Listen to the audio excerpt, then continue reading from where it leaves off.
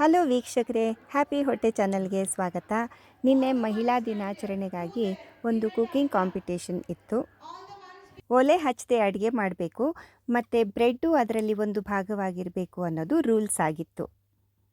ನಾನು ಸುಶಿ ಮಾಡಿದ್ದೆ. ಜನ ತುಂಬ ಇಷ್ಟಪಟ್ಟರು, ಹಾಗೆ ಇದಕ್ಕೆ ಪ್ರೈಸ್ ಕೂಡ ಬಂತು. ರೆಸಿಪಿನ ನಿಮ್ಮ ಜೊತೆ ಹಂಚ್ಕೋತಾ ಇದ್ದೀನಿ, ಬನ್ನಿ.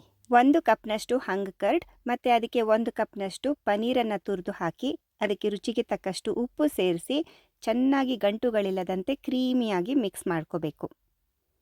ಇದು ಸ್ವಲ್ಪ ನೀರಾಗೋದ್ರೆ ಇದಕ್ಕೆ 1-2 ಸ್ಪೂನ್ ಹಾಲಿನ ಪುಡಿಯನ್ನು ಕೂಡ ಸೇರಿಸ್ಕೋಬೋದು. ಈಗ ಇಲ್ಲಿ ಬ್ರೆಡ್ಗಳ ಅಂಚನ್ನು ತೆಗೆದು ಅದನ್ನು ಲಟ್ಟಣಿಗೆಯಿಂದ ಈ ಥರ ಚಪ್ಪಟೆಯಾಗಿ ಗಟ್ಟಿಯಾಗಿ ಉಜ್ಕೋಬೇಕು. ಇದು ನಮಗೆ ಬೇಸ್. ಸುಶಿ ಮಾಡೋದಕ್ಕೆ ಅನ್ನ ಉಪಯೋಗಿಸ್ತಾರಲ್ಲ, ಅದ್ರ ಬದಲು ನಾನು ಇಲ್ಲಿ ಬ್ರೆಡ್ಡನ್ನು ಉಪಯೋಗಿಸ್ತಾ ಇದ್ದೀನಿ. ಈಗ ಈ ಜುಕೀನಿ ಅಂದರೆ ಇಂಗ್ಲೀಷ್ ಕುಕುಂಬರ್ ಅಂತಲೂ ಹೇಳ್ತಾರಲ್ಲ, ಅದನ್ನು ಈ ಥರ ನೋಡಿ ಸ್ಲೈಸ್ ಮಾಡ್ಕೋಬೇಕು ಉದ್ದವಾಗಿ. ಅದನ್ನು ಒಂದ್ರ ಪಕ್ಕ ಒಂದು ಹೀಗೆ ಜೋಡಿಸ್ಕೊಳ್ಳೋಣ. ನೀವು ನಾರ್ಮಲ್ ಕ್ಯಾರೆಟ್ ಸಿಪ್ಪೆ ತೆಗಿತೀರಲ್ಲ, ಅದೇ ಪೀಲರಿಂದ ಆರಾಮಾಗಿ ಇದನ್ನು ಮಾಡ್ಕೋಬೋದು. ಅದರ ಮೇಲೆ ನಾವು ಬ್ರೆಡ್ ರೆಡಿ ಮಾಡಿ ಇಟ್ಕೊಂಡಿದ್ವಲ್ಲ, ಅದನ್ನು ಜೋಡಿಸಿ ಅದ್ರ ಮೇಲೆ ಪನ್ನೀರ್ ಮತ್ತು ಹಂಗ್ ಕರ್ಡ್ ಮಿಶ್ರಣವನ್ನು ಹಚ್ಚಬೇಕು. ತುರಿದ ಕ್ಯಾರೆಟನ್ನು ಹಾಕ್ತಾಯಿದ್ದೀನಿ. ಮೇಲೆ ರೆಡ್ ಕ್ಯಾಪ್ಸಿಕಮ್, ಗ್ರೀನ್ ಕ್ಯಾಪ್ಸಿಕಮ್ ಮತ್ತು ಯೆಲ್ಲೋ ಕ್ಯಾಪ್ಸಿಕಮ್ ಇದನ್ನು ಹಾಕ್ತಾಯಿದ್ದೀನಿ. ಒಂದು ತೋತಾಪುರಿ ಕಾಯನ್ನು ಸಣ್ಣದಾಗಿ ಹೆಚ್ಕೊಂಡು ಅದರಲ್ಲಿ ಶುಂಠಿ ತುರಿನ ಮಿಕ್ಸ್ ಮಾಡಿ ಇದು ರೆಡಿ ಮಾಡಿದ್ದೀನಿ. ಮಾವಿನ ಶುಂಠಿ ಅಂದರೆ ಗಲಂಗಲ್ಲಿರುತ್ತಲ್ಲ, ಅದ್ರ ಬದಲು ಇದನ್ನು ಹಾಕೋಬೋದು. ಮೇಲಿಂದ ಈ ವಸಾಬಿ ಗ್ರೀನ್ ಪೀಸ್ ಸಿಗುತ್ತೆ ನೋಡಿ, ಅದನ್ನು ಕುಟ್ಟಿ ಪುಡಿ ಮಾಡಿ ಇಟ್ಕೊಂಡಿದ್ದೀನಿ, ಅದನ್ನು ಹಾಕ್ತಾಯಿದ್ದೀನಿ. ಈ ವಸಾಬಿ ಬೀನ್ಸ್ ಇದಕ್ಕೊಂದು ಯುನೀಕ್ ಫ್ಲೇವರ್ ಕೊಡುತ್ತೆ. ಮೇಲೆ ಒಂದು ಸ್ವಲ್ಪ ಎಳ್ಳನ್ನು ಉದುರಿಸ್ತಾ ಇದ್ದೀನಿ. ಹಾಗೆ ಈ ಪೆರಿ ಪೆರಿ ಸಾಸ್ ಇದೆಯಲ್ಲ, ಅದನ್ನು ಕೂಡ ಸ್ಪ್ರಿಂಕಲ್ ಮಾಡ್ತಾ ಇದ್ದೀನಿ. ಹಾಗೆ ಒಂದು ರೈಸ್ ವಿನೆಗರ್ ಸಾಸ್ ಮಾಡಿದ್ದೀನಿ, ಅದನ್ನು ಕೂಡ ಇದ್ರ ಮೇಲೆ ಹಾಕ್ತಾ ಇದ್ದೀನಿ. ರೈಸ್ ವಿನೆಗರ್ ಸಾಸ್ ಹೇಗೆ ಮಾಡೋದು ಅಂತ ಕೊನೆಯಲ್ಲಿ ತೋರಿಸ್ತಾ ಇದ್ದೀನಿ. ಇದನ್ನು ಈಗ ನಿಧಾನವಾಗಿ ಈ ಥರ ಶೀಟನ್ನು ಪ್ರೆಸ್ ಮಾಡಿ ರೋಲ್ ಮಾಡ್ಕೊಳ್ಳೋಣ. ನಿಧಾನವಾಗಿ ಮತ್ತು ಗಟ್ಟಿಯಾಗಿ ಈ ಥರ ಸುತ್ಕೋಬೇಕು. ಎಲ್ಲ ಲೇಯರ್ಗಳು ಸರಿಯಾಗಿ ಹಿಡ್ಕೊಂಡಿರೋ ಹಾಗೆ ಇದಕ್ಕೆ ಒಂದು ಟೂತ್ ಪೀಕನ್ನು ಸೇರಿಸಿ ಇದನ್ನು ಸ್ಲೈಸ್ ಮಾಡೋಣ. ಇಲ್ಲಿ ನಾವು ಸುಶಿಯನ್ನು ನೂರಿ ಶೀಟ್ಸಲ್ಲಿ ಸುತ್ತಾರಲ್ಲ, ಅದ್ರ ಬದಲು ಜುಕೀನಿ ಉಪಯೋಗಿಸ್ತಾ ಇದ್ದೀವಿ. ಇದು ಒಳ್ಳೆ ಕ್ರಂಚ್ ಕೊಡುತ್ತೆ ಮತ್ತು ಚೆನ್ನಾಗಿರುತ್ತೆ. ನೋಡಿ, ಈ ಥರ ಸ್ಲೈಸ್ ಮಾಡ್ಕೊಳ್ಳೋಣ. ಆಮೇಲೆ ರೈಸ್ ವಿನಿಗರ್ ಮತ್ತು ಸೋಯಾ ಸಾಸ್ದು ಮಿಶ್ರಣ ಮಾಡಿದ್ದೀನಲ್ಲ, ಅದನ್ನು ಹಾಕ್ತಾಯಿದ್ದೀನಿ ಮೇಲಿಂದ.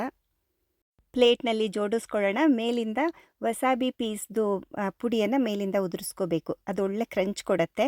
ಹಾಗೆ ಇದರಲ್ಲಿ ನಾನು ಮಾವಿನ ಹಣ್ಣನ್ನು ಉಪಯೋಗಿಸಿ ಕೂಡ ಮಾಡಿದ್ದೆ, ಅದನ್ನು ಕೂಡ ತೋರಿಸ್ತೀನಿ.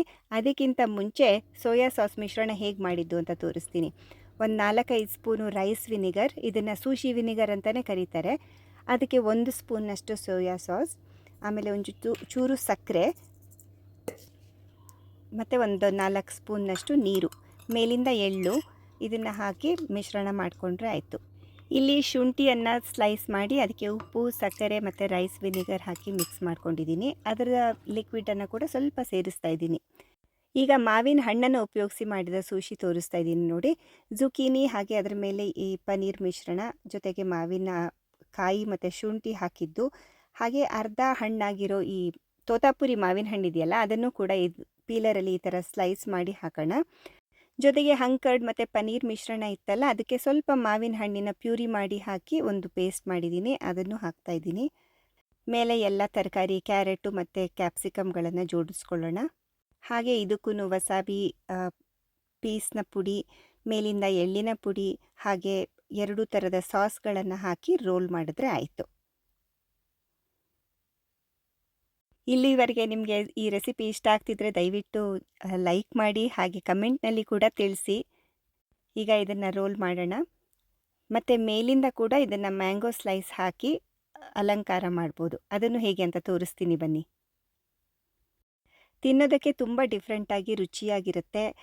ನೀವು ಬ್ರೆಡ್ ಬದಲು ಸುಶಿ ರೈಸ್ ಉಪಯೋಗಿಸಿ ಇದೇ ಥರ ಮಾಡಿ ನೋಡಿ, ಅದು ಕೂಡ ಚೆನ್ನಾಗಿರುತ್ತೆ. ಜ್ಯೂಸಿಯಾಗಿ ಮಾಡೋದಕ್ಕೆ ವೈಟ್ ವಿನಿಗರ್ ಮತ್ತು ಸೋಯಾ ಸಾಸ್ ಮಿಶ್ರಣ, ಇನ್ನೂ ಜಾಸ್ತಿ ಕ್ರಂಚ್ ಕೊಡೋದಕ್ಕೆ ಸ್ವಲ್ಪ ವಸಾಬಿ ಮಿಶ್ರಣ ಎಲ್ಲವನ್ನು ಹಾಕಿ ಈ ಥರ ಡೆಕೋರೇಟ್ ಮಾಡಿ ಇಡ್ಬೋದು.